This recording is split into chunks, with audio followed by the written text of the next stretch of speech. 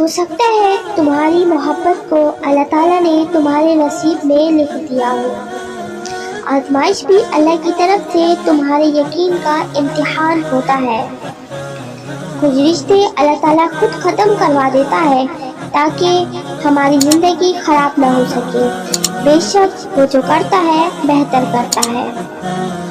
ہر چیز اپنے وقت پر ہی اچھی لگتی ہے، نیکی کمانے کا وقت جوانی ہے۔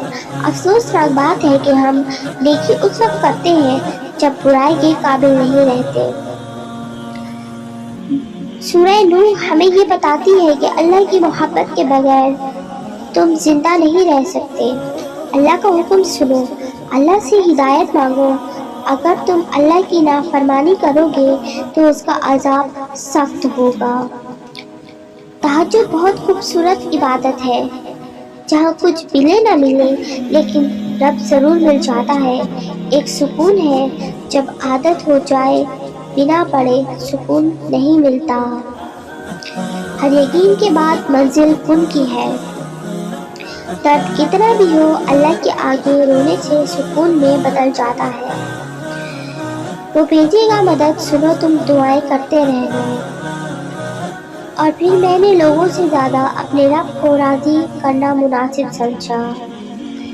قرآن پاک پتھر دلوں کو موم کرتا ہے، ٹوٹے دلوں کو جوڑتا ہے اور بیمار دل کو شفا دیتا ہے۔ کسی کی بیٹی کو جب اپنے گھر لے کر آئیں تو یاد رکھیں کہ شادی کر کے ہی لائے ہیں، خرید کر نہیں کہ جیسا مرضی سلوک کیا جائے وہ آپ کے اچھے سلوک عزت کی حقدار ہوتی ہے۔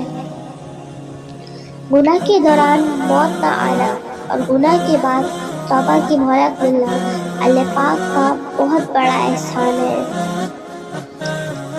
حضرت علی نے فرمایا، جب دعا کرتے وقت تمہاری آنکھوں سے آنسو آنے لگے تو سمجھ جانا تمہاری دعائیں بارگاہ الہی میں قبول ہو چکی ہے۔ دعائیں نصیب سے نہیں بلکہ نصیب دعاؤں سے بدلتا ہے۔ تم اتنے یقین سے مانگو کہ تمہارے یقین کے بعد کہانی معجزوں سے لکھی جائے۔ قبولیت کی نشانی۔